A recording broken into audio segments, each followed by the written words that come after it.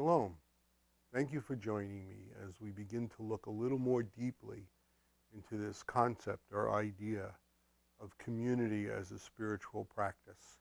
We began to look at it a little bit in the newsletter in terms of the laws of nature. In this fall cycle, we see the beauty of leaves turning colors, and you look at them and it makes a beautiful portrait, a holistic picture, sort of touches our souls. And then the leaves fall, the trees let them go. So this concept of letting go is there in nature and all around us. And this concept of a spiritual practice of community is there for us to see in nature. As the trees, if we get up close to them, and the leaves, they're all slightly different. They all have a unique individual quality to them. But then as you step back, you see that this beautiful unity that's created. So we see this in the laws of nature, but also in all of the holy traditions that have been passed down throughout the ages. We'll explore this also from our tradition, the Semitic tradition, what the Sefer Yetzirah might talk about as community or a spiritual practice, or the Torah. So when we look at that, you see, okay, this fall begins with the month of Tishri, and in the month of Tishri there's a lot of holidays. One of them is Sukkot. During Sukkot, the Torah tells us we take up the four species. What is this four species?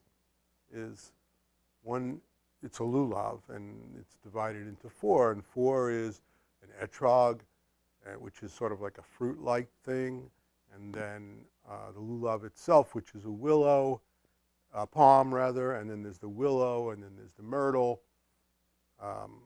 So we have these four things that the Torah tells us to put together and hold up and lift up.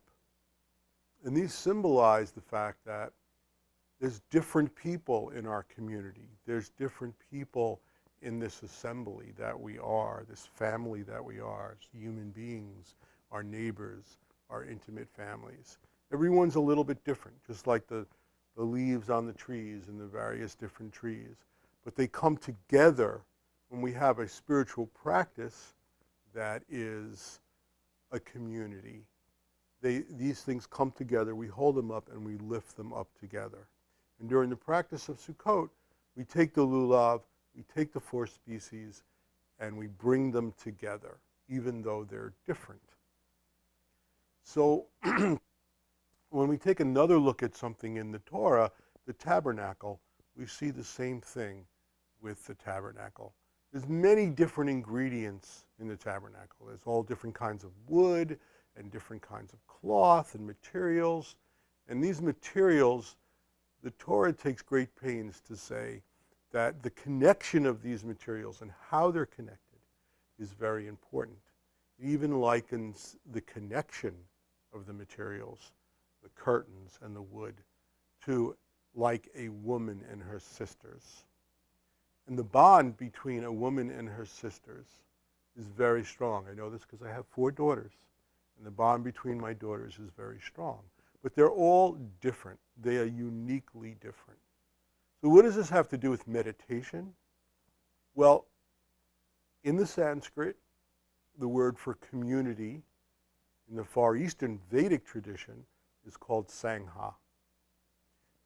In our tradition, in the Semitic tradition, assembly, or the joining and the connecting of individuals into an assembly is called Kohelet.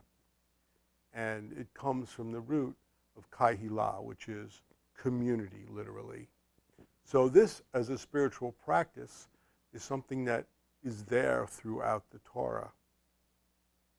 And basically it comes from the idea that true fulfillment does not just lie in the individual, discrete fulfillment of us singularly, but true fulfillment in life comes from that unity that we've created within ourselves and then with each other, how we are integrated with each other and nature, that we have this symbiotic relationship with each other in nature. So what does that actually mean in practice? Well, it's important to understand that we are all very different, just like the curtain in the tabernacle was different than the cedar wood in the tabernacle. But the importance of the connection of them brings fulfillment in our lives rather than just being separate. So we will have differences. In the Veda, the Bhagavad Gita or the Mahabharata is this discourse between Lord Krishna and Arjuna. And in this discourse, Lord Krishna says to Arjuna, Yogastha Guru Karmani in the Sanskrit. And what this means is established in unity, perform action. So this goes back to meditation. Established in unity, perform action. So what does this mean? When we meditate, we dive deep within, we drill deep within, and we experience unity consciousness within ourselves. The same blissful stillness that's within us is also within nature all around us and within our fellow human beings, in our family circles, as our neighbors, our extended family, and so on and so forth. So, Lord Krishna is saying, dive deep within and establish yourself in that unity. And then, in the world of action, as you're established in unity, you have that flowing of love and the connection with your neighbors. In the Semitic tradition, this assembly is a holy assembly. Now, it's a false expectation to think that there is not going to be, because we're all different and we all have different ideals and different ideas, that there won't be conflict. So conflict, or the absence of conflict, is not what we're seeking. We're not in denial that there won't be conflict. There's conflict within ourselves and within our relationships with our families, and certainly with a woman and her sisters. This conflict is part of the process. It's how we deal with the conflict. Are we dealing with the conflict while we're established in unity and experiencing the waves of love that come from pure consciousness within us? And therefore we're accepting and kind even within the midst of conflict? Or are we having conflict that's causing division? So this is where the spiritual practice comes in. We meditate, we establish ourselves in a field of unity, and then we perform action, and then we love our neighbors. All of the holy traditions say what? We love our neighbors as ourselves. The golden rule is we do unto others as we would have them do unto us. So what does that mean in terms of this spiritual practice?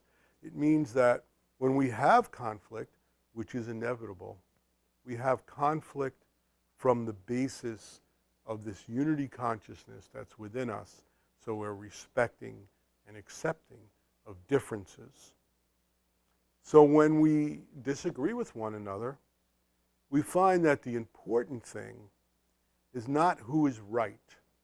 It's not about you're right about this, you're wrong about that, I'm right about this, you're wrong about that. Those things are not the important thing. The important thing is the unity that takes place and the agreements that take place and the compromises that take place, even though that we have disagreement. And that begins the spiritual practice of unity, a spiritual practice of real community, the spiritual practice of the golden rule, of doing unto others as you would have them to do unto you. It certainly doesn't mean that we agree with everyone. They're all always on the same page. Each year I take about a week to meditate and go into silence, meditate extra, and so on and so forth. And this year, long-term UMI meditators and dear friends of mine loaned me their cabin on a lake. And I had a nice week of meditation and silence. The cabin is on this lake, and I noticed every day these geese would come to visit me. So they would come and they would fly in this unique form of unity, almost like creating a V. But whenever they would turn, and they would turn in this perfect unity. Then they would land on the lake, and they would be sort of still in union for a few moments. And then they would start fighting over fish or something like that, chirping at one another. And then when they moved from one place on the lake to another place on the lake, they went back into form and unity. And then when they would fly, they would be in this state of perfect unity. I'm looking at these geese and I'm thinking, this is the practice of spiritual community. This is a spiritual assembly. There's a unity that they experience with one another. It doesn't stop them from arguing over fish that they're catching or whatever it is. I don't speak geese, so I'm not sure exactly what their disagreements were. But they have these disagreements, and yet they come together and they move from place to place in perfect unity. And then when they fly, they're in perfect unity. So we look again at the laws of nature, and we look again at the traditions, the holy traditions from the Veda and also from the Torah and from the Sefer Yetzirah. And we see all these things, and we have instruction. We have instruction to dive deep within and experience that unity within us. And then once we do that, we come out and we integrate with one another. And when we have disagreements and we have conflict, we still have that same unity that the geese show up on the lake with. And we remember the words of the Baal Shem Tov, the great Baal Shem Tov. He said, it's more important to be kind than it is to be right. So when we're having these discussions, we always realize we never know that we're 100% right and our neighbor's 100% wrong. So we always leave an openness and a respect for those disagreements. And the truth is, at a deeper transcendent level, in the waves of love, ahava in Hebrew, the important thing is that we're members of the same family. We're members of the family of the human race. We're unified. And these divine waves of love come from the ocean of the cosmic sea. So I want to talk a little bit more about this in the next 3 lessons. So this will be a series of 4. And we'll discuss some details about how we practice this spiritual community as we did today and go a little into different aspects of it. But I hope that you can think about it. And if you have any questions about it, don't hesitate to send me an email. And I'd like to just open up the discussions about it. And please join us monthly as we gather together in group meditation and dive deep within and experience that unity. Thank you very much, and shalom.